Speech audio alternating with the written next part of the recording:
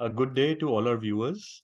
We have with us Mr. Bijaya Patnaik, who is the business unit head at RLE International. And today we will talk about lightweighting for electric vehicles. RLE International is a global engineering and technology services company that specializes in automotive, mobility, and manufacturing industries. So, Vijay, can you start by telling us about the work that RLE is doing in the field of lightweighting and what solutions you have for the Indian market? Sure. See, RLE is an automotive engineering services company, and we have been in this business for over 3 decades now. Right. Okay, so the company's origin is in German, but we are more global now. Okay. So we have the presence in many countries. So we have been working very closely with automotive OEMs in India and overseas, catering to, let's say, all aspects of the vehicle engineering. In the context of lightweighting, what I can say is that we specialize in anticipating and identifying the structural and acoustic challenges that the EV industry is currently having, and our aim is to make not only make the cars and electric vehicles safe, but also silent. So we are working a lot on the structural and NVH side or aspect of the vehicle. Um, and how important do you think is lightweighting across different vehicle categories in the EV industry? Basically, like overall, if you try to understand, lightweighting enhances the agility, range, and the payload capacity, and the operational efficiency, and also the overall performance. So that's why I would say it is very important for all the sectors.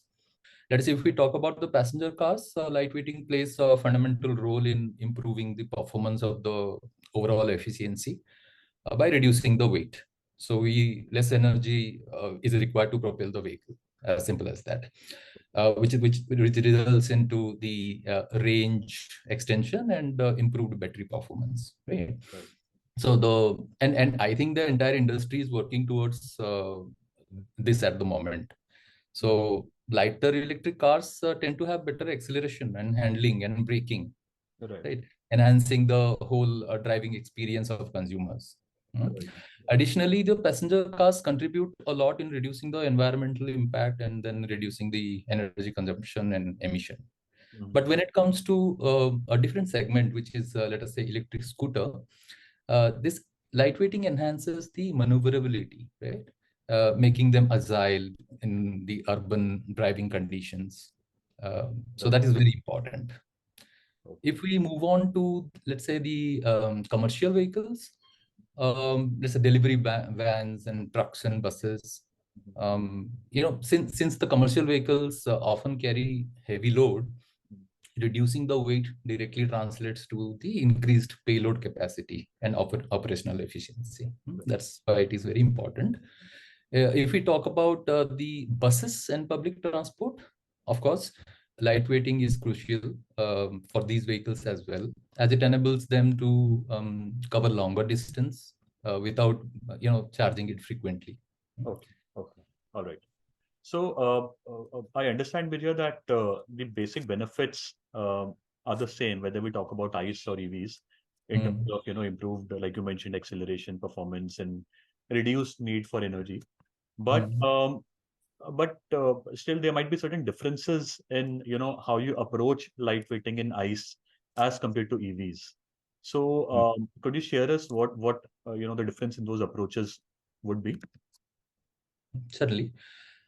So let's say when we talk about making the vehicles lighter, there are some interesting differences between the traditional ICE vehicle versus the EVs. I would say the differences come from how their parts are set up and where the weight distribution is and the design limitations and how efficiently these vehicles use energy, right? And the types of battery that the vehicle is using. Okay. So the predominantly, if you try to understand this, while ICE vehicles, the focus is mainly on making the powertrain components lighter. This means finding ways to reduce the weight of the engine or transmission or exhaust system, which is achieved by using lighter materials in the design components, that eventually reduces the weight. In EVs, the lightweighting efforts are mostly centered around the battery pack and the electric drivetrain components. Okay. So the battery pack can be quite heavy in the EVs, and it plays a crucial role in the weight of the vehicle. So it's very important to find out ways how to make the battery pack lighter in order to increase the driving range and overall efficiency of the vehicle. Okay. Okay. All right. So, so I understand that, so you listed out the benefits of lightweighting, both for EVs and ICE. They are more or less the same.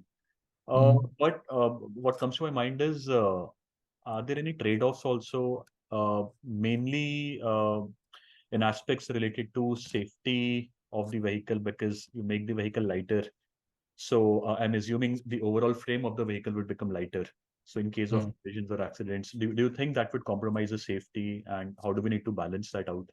That's the fear that we all have, right, when we are using the electric vehicle, whether the vehicle is safe. And now that the industry is all making the lightweight vehicles, whether it is even safer from the previous generations. So the answer is definitely not. Okay. See, the OEMs are making the cars lighter not just to improve the fuel efficiency, but also to meet the emission norms. And to talk about India, over the years, like it has become more stringent now, right? So if you compare the modern vehicles to probably an Ambassador or a Contessa, where it's all metal, right? And we have come a long way from there.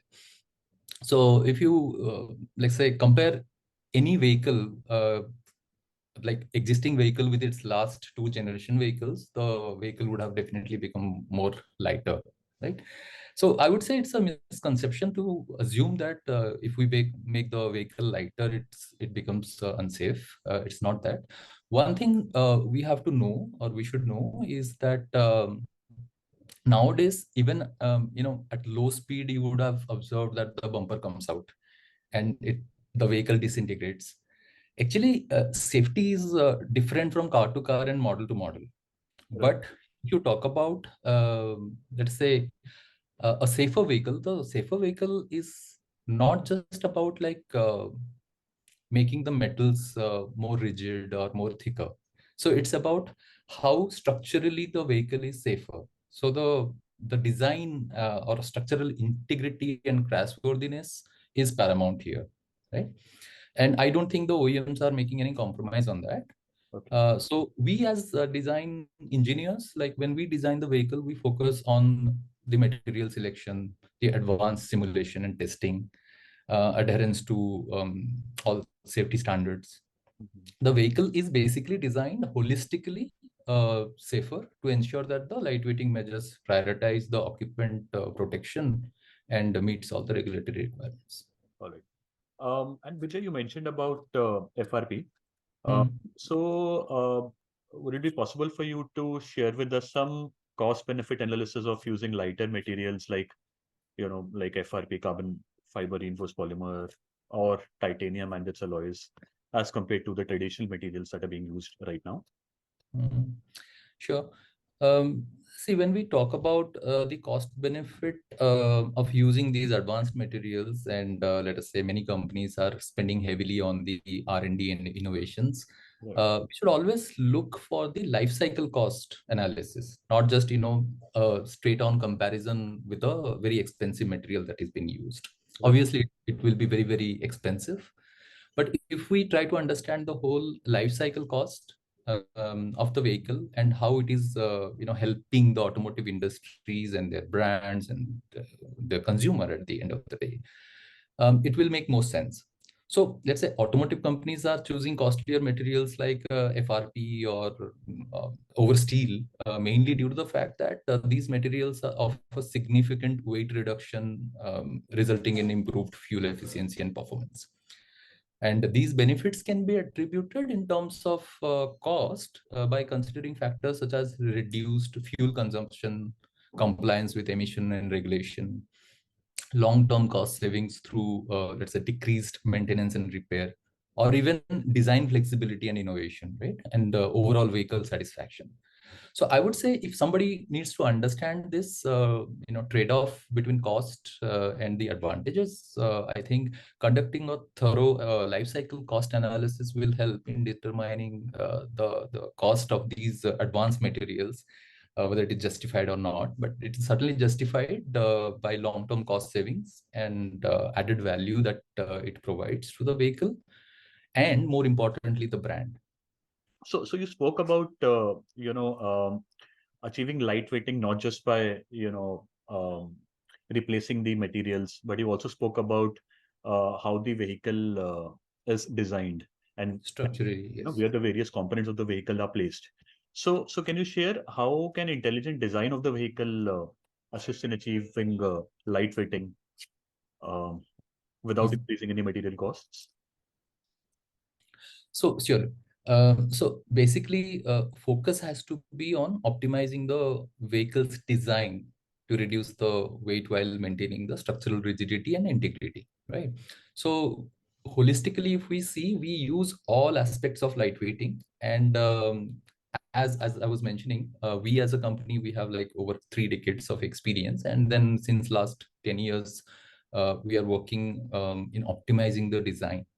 So what we learned over the period of time is there are 3 ways that we as a company are focusing. One is design efficiency. Second is the function integration, and third is to simplify the assembly and manufacturing process. So if you try to give you a little overview on this, how we achieve it. So if we talk about design for efficiency, so let's say we optimize the vehicle's aerodynamics to reduce the drag, streamline the body contours, and incorporate aerodynamic features like underbody panels or even active grille shutters, um, and consider the placement of exterior components to minimize the wind resistance. So that is purely how we design the vehicle, right? And design for efficiency. So basically, the improved aerodynamics can contribute to weight savings by reducing the need for a larger or heavier powertrain or a battery pack, um, to compensate for the increased drag, right? The second aspect would be function integration. So we as designers, we explore opportunities to integrate multiple functions into one single component, Okay. eliminating the need for the separate parts. So let's say we combine the structural and aesthetic elements, or integrate additional features within existing components. So we reduce the number of parts that are required to design a component by innovative design, so to say.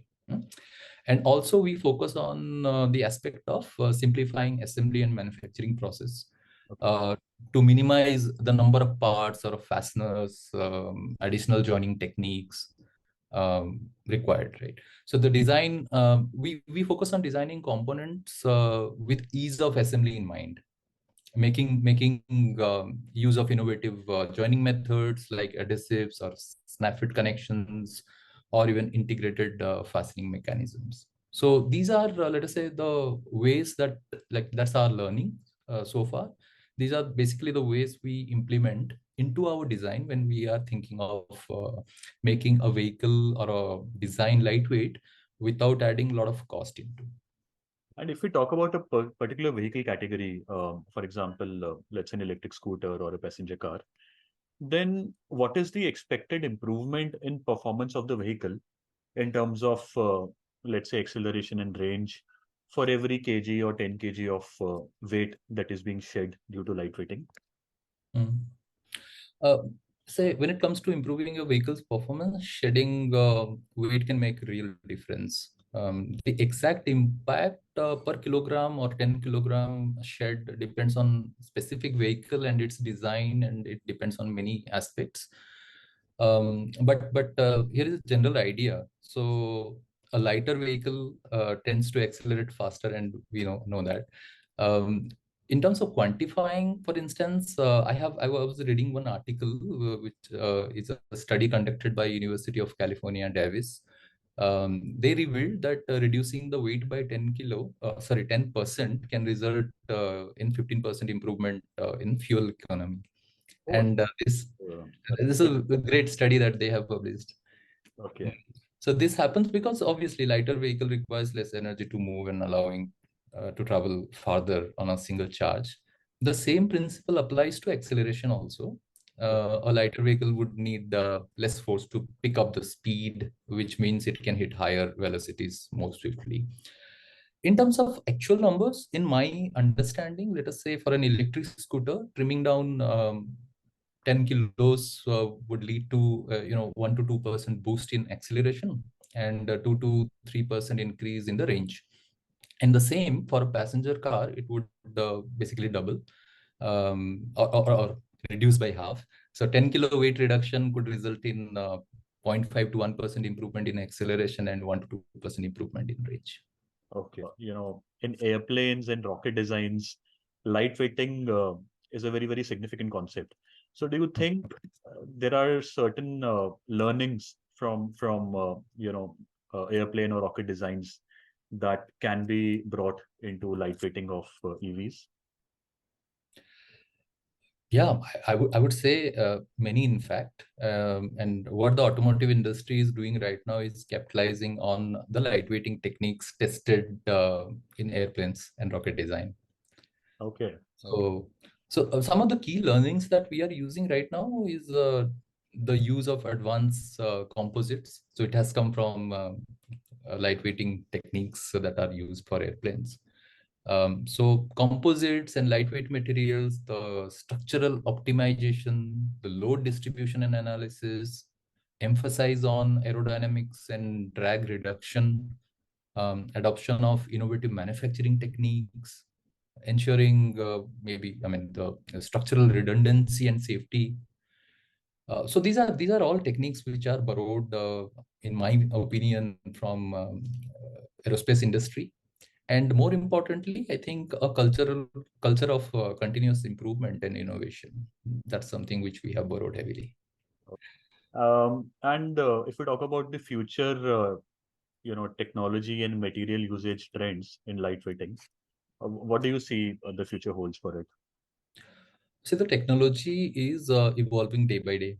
So advanced composites like CFRP will continue to gain prominence, and these materials offer high strength to weight ratio and can be tailored for specific applications, making them ideal for lightweighting efforts.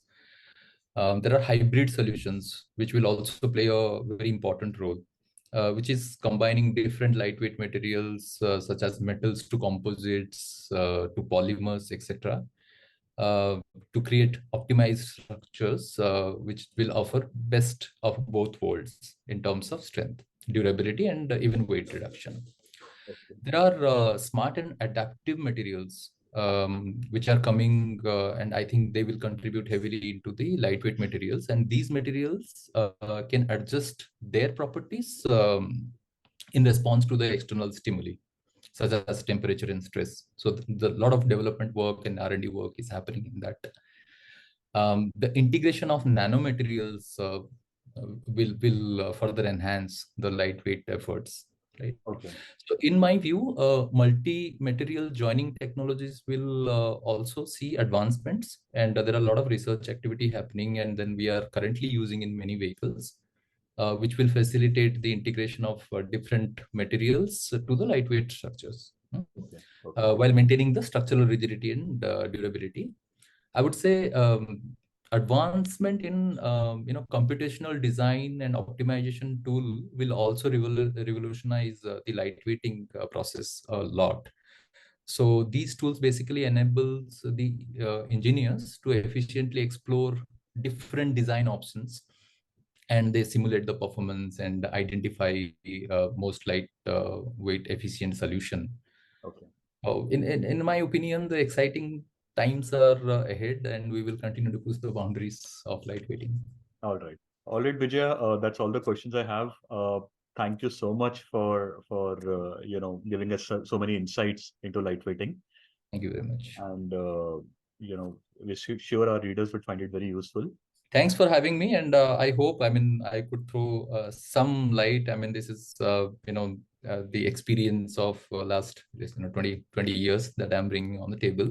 Yes. I hope your viewers can make use of it.